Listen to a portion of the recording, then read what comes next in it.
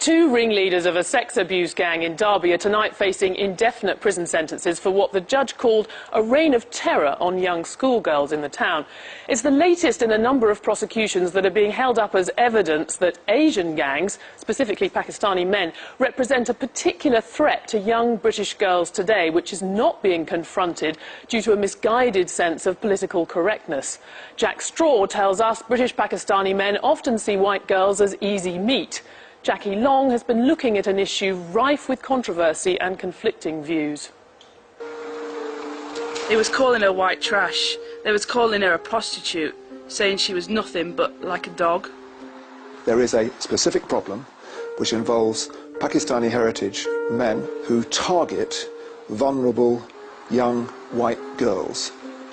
It's not an ethnic-based problem. It's across the piece of the whole communities that there are in Blackburn. Karen's daughter Jane was just 11 when she was befriended by an Asian man 10 years her senior. A friendship which began with gifts and rides in flash cars quickly turned into something very different. It happened a month and a half ago after it started. She started going missing for 2 and 3 days on end, and then one day she came back, and I'll never forget. She came walking up the road and she was still drugged up. And she'd been taken to Manchester that night and then brought back the next morning. Karen says Jane, who've changed both their names, had clearly been raped. Soon there were queues of different men coming to call. A number of men in different cars at different times. They'd come during the night, they'd come during the day. The family decided the only way to protect Jane was to move her abroad. But within weeks of coming back, the abuse started again. I got a video sent to my phone. 3 Asian men assaulting my daughter. They were calling her white trash. They were calling her a prostitute, saying she was nothing but like a dog. Hilary Wilmer is the chair of CROP, an organisation set up to help parents of sexually exploited children. We've been working over the last 7, 8, 9 years with over 400 families. And of those families, mostly in the northwest and the northeast and the Midlands, but not entirely so, 97% of those 400 families are white. And in terms of the perpetrators, those gangs are, in the vast majority, from Pakistani Asian origin. Others have recently pointed to a series of high-profile prosecutions of Muslim men as evidence. But there are no official statistics. Nevertheless, former Home Secretary and Blackburn MP Jack Straw says he knows from his own constituency that this is a real problem. It is a specific problem in some areas, and it's been a specific problem here in the Blackburn area. Pakistanis, let's be clear, are not the only people who commit sexual offences, and overwhelmingly the sex offenders' wings of prisons are full of white sex offenders. But there is a specific problem which involves Pakistani heritage men, some of some age as well, who target vulnerable young white girls. And we need to get the Pakistani community to think much more clearly about why this is going on and to be more open about the problems that are leading to a number of Pakistani heritage men thinking that it's okay to target white girls in this way. These young men are in a Western society, in any event. They act like any other young men. They're fizzing and popping with testosterone. They want some outlet for that. But Pakistani heritage girls are off limits, and they are expected to marry a Pakistani girl from Pakistan, typically. So they then seek other avenues, and they see these young women, white girls who are vulnerable, some of them in care, who for sure have not been subject to normal parental support, who they think are easy meat. And then, because they're vulnerable, they ply them with gifts, they give them drugs, and then, of course, they're trapped. This is such an explosive issue that for years any suggestion that race was a factor at all in the sexual exploitation of children was almost entirely denied. Now race is at the centre of the debate. But is that right? Or is it, as some are suggesting, a much more complex picture? Well, that was Jackie Long. In a moment, we'll have a response to her report from Douglas Murray at the Centre for Social Cohesion and from Mohammed Shafiq, a Muslim community worker. But first, though, Helen Brayley was part of the only team that's carried out any kind of academic research into this. And in fact, the Times used your research earlier in the week when they were bigging up this story. Does your research show what others have claimed it shows? I think the main problem with it is it's been taken out of context. We were looking at two police operations, both very close kind of geographically.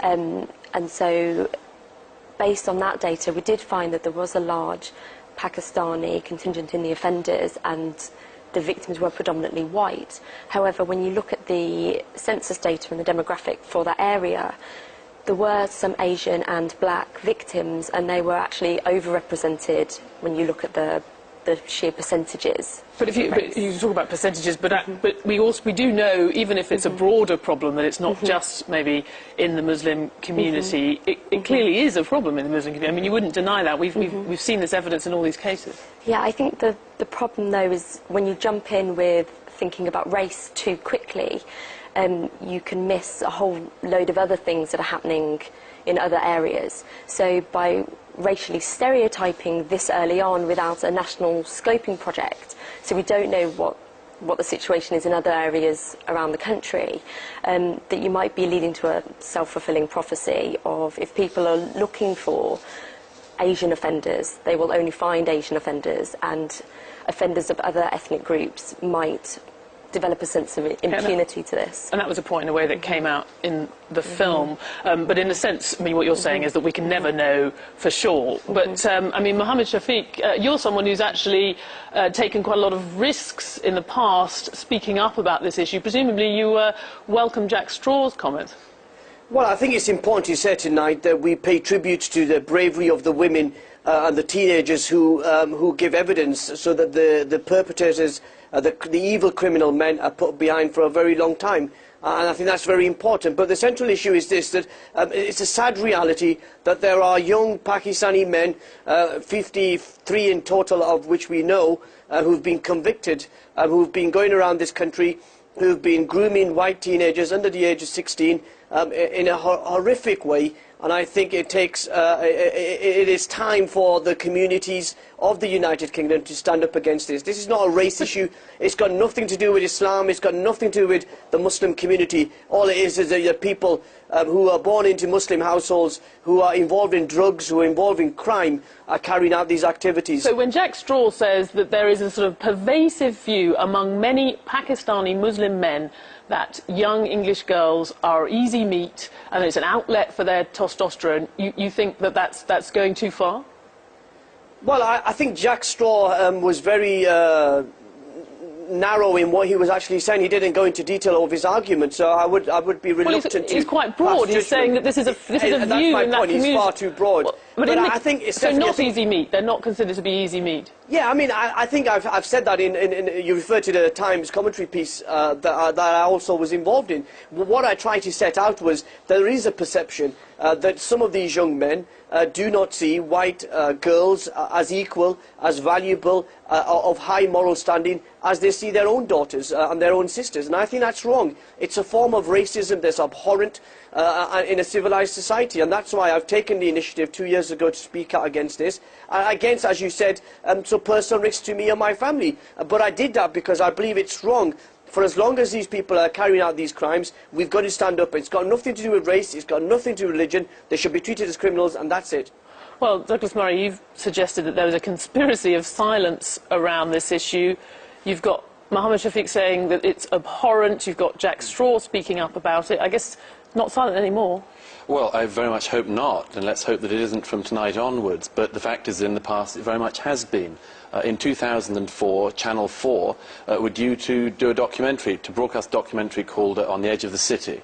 That also exposed this very story we're talking about tonight. The police asked Channel 4 not to show that documentary because the BNP was starting to talk about what they were boasting that it was going to be a great advert for the BNP. Because of that, all sorts of other people came in. said Channel 4 mustn't show this, they mustn't investigate this. Muslim leaders said they shouldn't be doing this. The fact is we can't sweep things under the carpet in Britain just because we don't like them. I'd rather talk about 2010 than talk about something that was been going on in 2003. Actually, you should be commending the community, you should be commending me tonight on Newsnight for actually taking a position on this. Absolutely, I do commend you for it. I was talking about the background of this, which I think is very important to look at. The fact is this case is very shocking to a lot of people because they didn't know this sort of thing was going on, because there has been a wall of silence around it. And I might just add that there is a demonstration of the seriousness of this problem and the unwillingness of people to attack it, to address it, by the very fact that one of your previous guests refers to the fact that his own stance in speaking out against sex gangs in Britain in 2010 is brave. Okay. It is brave. It shouldn't be. Okay, that demonstrates part of the problem. It seems to be less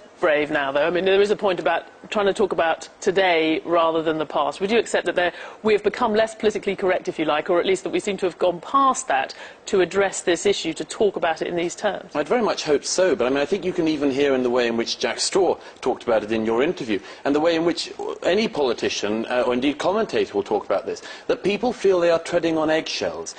Modern Britain has all sorts of taboos, unspoken things that people don't want to get involved in case they're accused of all sorts of unpleasant things. And people, for that reason, people are very careful about addressing things like this. And I would hope that people can realise that this is the very beginning of addressing very unpleasant things that are going on. But they have to be more than addressed, they have to be dealt with. Well, OK, but then what do you think they should actually do? Because this isn't just about political correctness. I mean, your suggestion is that it's actually making it harder to confront a horrific crime that we heard about in that piece. What is the next step from here? Political correctness obviously makes it harder. It makes it harder for the police. But what should they do now, if we've got over that? The thing they do now, among other things, is to do it, as Jack Straw mentioned, for the Pakistani communities of this country, Muslim communities in this country, and other communities, of course it isn't just them, to address this problem among their young men, of the way in which young girls are seen, because that is an endemic problem. It is one that has to be addressed. And I would argue it has to be addressed in the following way. As a Muslim, if I may just say, as a Muslim friend of mine said in Birmingham recently, who said to me recently, she had spent all of her life being addressed as a Muslim woman and never as a British woman. Okay. That's the kind of rights that we should be talking about. Mohammed Shafiq. Well, you know what, I have to say Douglas is showing his true colours once again, suggesting it's endemic. It's not endemic. The vast majority of British Muslims, the vast majority of British Pakistanis find what's going on abhorrent, find it evil. Of course, and the people I speak to on a daily basis have said just that. I mean, you rightly said there needs to be an honest and open debate. That's why I did a piece in the Times. That's why I welcome the national debate that we're having in this country. But I think we've got to be very careful in suggesting that something's endemic or is ingrained in these youngsters from early age. What's ingrained from early age is tolerance, respect, and these are basic values. And actually the criminals, and they should be treated like criminals, and not tarnished the whole community. You don't think, Mohammed Shafiq, that there is a cultural issue to be confronted where there's a double standard in the way that men in the Pakistani community, many men, think about white girls relative to other Pakistani girls or girls of Pakistani origin? Stephanie, I've already said that I think there is a perception amongst these criminal gangs. I'm not talking about the majority of the community, I'm talking about these criminal gangs. These people who've been convicted or are involved in grooming feel that their white girls are any less valuable, have less morals than their own daughters and sisters. And I've said that already, it's abhorrent, it's wrong. And we've got to do something about that. And that's why in the next few months I'll be going over to Holland to see what work they've done. They've successfully reduced their grooming amongst young Dutch girls and see what lessons we can learn. But I honestly believe that this debate was about opening up this issue, opening the taboo topics, and we're having that debate within our Muslim community and the Pakistani community. And I hope that as we move forward to deal with this issue in a structured way, but in a way that respects diversity, respects tolerance, and doesn't throw accusations like Douglas is throwing around that it's endemic. OK, I'm afraid we'll have to leave it there, but thank you very much. Thank you to all of you. Thank you.